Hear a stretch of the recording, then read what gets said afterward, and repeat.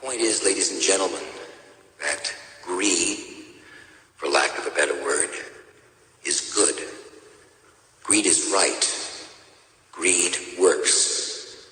Greed clarifies, cuts through, and captures the essence of the evolutionary spirit. Greed in all of its forms. Greed for life, for money, for love, knowledge, has marked the upward surge of mankind, and greed, you mark my words, will not only save Teldar Paper, but that other malfunctioning corporation called the USA.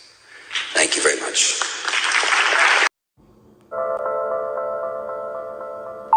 I want you to understand something very clearly.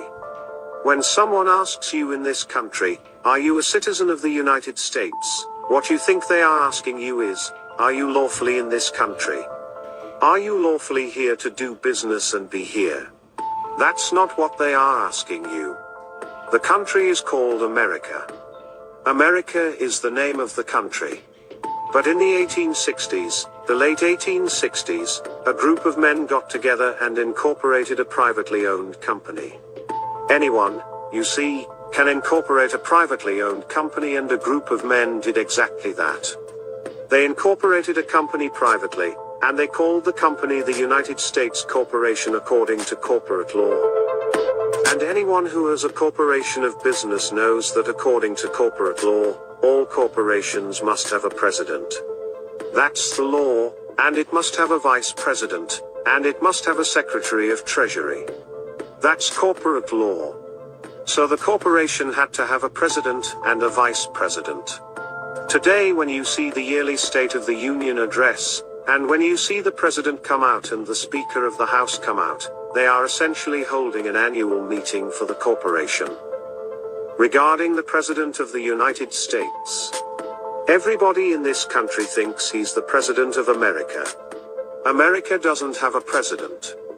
This is a corporate term used in business. The United States Corporation is a privately owned company, and it's a 10-mile square that it operates in called the District of Columbia. Columbia simply means universal, which also means Catholic. When you start tracing back the ownership of the corporation, called the United States Privately Owned Corporation, then you begin to see that if you say that you are a citizen of the United States, what you're saying lawfully is that you are an employee of a foreign corporation under international maritime law. You are an employee of a privately owned company. Therefore, if you are living in any state such as California, and you're making money here, then what you are doing, quite literally, is moonlighting, because you are already working for, and are an employee of a privately owned company called the United States Corporation, but you are earning money in California. Therefore, you are a franchisee of a foreign corporation under maritime law. It's like opening up a McDonald's here. You can open up a McDonald's, but you're not the boss of McDonald's. The McDonald's Corporation is the boss. They tell you what you can sell and what you can't sell and how much it is going to be, and they call the shots. You can merely be a franchisee operating under their jurisdiction. So consequently, each one of us who call ourselves a citizen of the United States is, in point of fact, a franchisee of a foreign corporation. And once a year, you have to pay what is referred to as a California franchise tax. Let me explain something to you. There are two kinds of law on the earth: Roman civil law and maritime admiralty law. Roman civil law comes from the word civil or civili in Latin, meaning the people of the Illies, or the people of the gods. Civil law is referred to as the law of the land. But there is a higher law that governs the whole earth. There's a higher law that operates on the earth, and it has nothing to do with the civil law of any country, because civil laws are different in every country. You can do things in Africa that you can't do in Spain. You could do things here in America you can't do in France, because the people's law, the law of the land, is different according to the culture. This governing law is called maritime admiralty law. But when you talk about maritime admiralty law, what you're talking about is the law of water. The law of banks or banking law is called Maritime Admiralty Law. And, this is why, incidentally, the Statue of Liberty could not be put on land in this country. It had to be put in a port, had to be put in water. Why? Because it's not the Statue of Freedom. It's a Statue of Liberty. Liberty is what a sailor gets when you pull into port. Because the admiral gives the captain on board the ship ownership of your body. You ask permission to leave, and if he lets you, which he is most likely not going to. But if he allows you to leave, you have the liberty to leave. You don't have freedom, and as long as you call yourself a United States citizen, you are an employee of a foreign corporation incorporated on the international law under Maritime Admiralty Law. And consequently, you are a franchisee of a foreign corporation. They own you. Now let me show you how they own you. When a ship pulls into port, for example, from Japan and brings, let's say, $800 million worth of goods, the first thing the captain has to do is fill out a document to give to the port authority. This is called the Certificate of Manifest. He has to give them a certificate showing how much each item costs and the specifications of each item. Exactly what are you bringing into this country? How much is it going to cost our banks? How much are we going to have to pay for this? And so it's business that comes in on water, it's Maritime Admiralty Banking Law. And so therefore, each item has to have a certificate of manifest for the ship when it pulls into port and parks. The spot where it parks or docks is called the berthing of a ship. The ship sits in its berth. When you were born, your mother's water broke. And when your mother's water broke, you came out.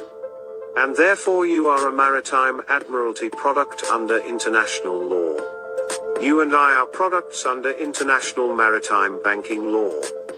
You are a product because you came out of your mother's water, and therefore you have to have a certificate of manifest known as your birth certificate. And the birth certificate has to be signed by the doc. And consequently, if you go to a store and you buy something that's too large to take home, they'll bring it to you. And so they will tell you what time they're going to deliver the product.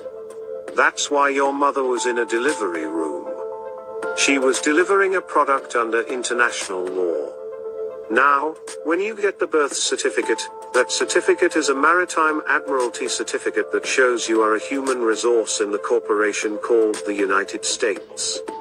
They went to your mother and asked her, would you donate this body to us as collateral for a loan because each birth certificate is worth a certain amount of money? When this system first started in 1833, the value of each birth was around $630,000 on the International Stock Exchange. You are the stock, specifically, livestock. And your birth certificate today is on the stock market. If you look on the back of your social security card, you'll see numbers in red. Anytime you see red numbers, they represent your blood. If you turn it on the other side, you'll see it in blue. Blue is Maritime Admiralty, the navy blue, and so, consequently, you are a product that was bought. On the birth certificate, if you look down on the bottom right where your mother signed, before, it didn't say mother or parent. It said informant, because your mother was informing on you under maritime law. She was telling the corporation that she was delivering a new product to them, and here is the certificate of birth, and that was sent to Washington, D.C. They took that birth certificate, and what happened? Let me go back and explain that in the 1860s, when this privately owned company was incorporated, it started growing rapidly. And when any corporation grows too fast, it starts getting out of balance. It started becoming very successful, and they wanted to move out and expand overseas.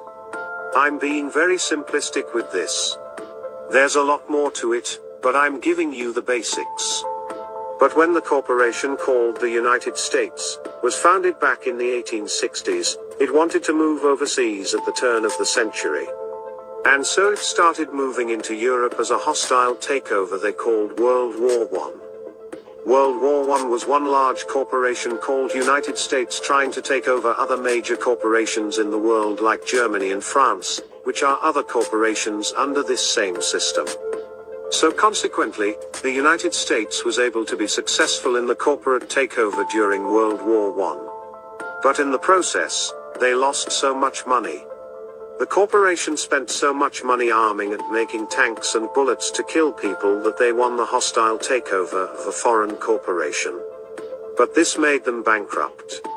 Consequently, they were in really serious trouble now because they didn't have money to feed the people at home in the corporation. And now they've taken on new corporations in Europe to be responsible for. So the United States corporation was in very big trouble. They went to Europe and asked the international bankers if they could borrow money. And the international bankers said quite simply, no, you're bankrupt. So what have you got as collateral for a loan? And they came up with the idea that your birth certificate would be worth around $630,000 because the bankers asked, how much can each individual in your country working for your corporation make from the day they are born to the day they die on average? And it came to be about $630,000. So the bankers made a deal with the corporation called United States to credit the United States corporation account in Europe with $630,000 per birth certificate. And this is why today this United States corporation doesn't care about how many people come into this country illegally or unlawfully. They don't care about that.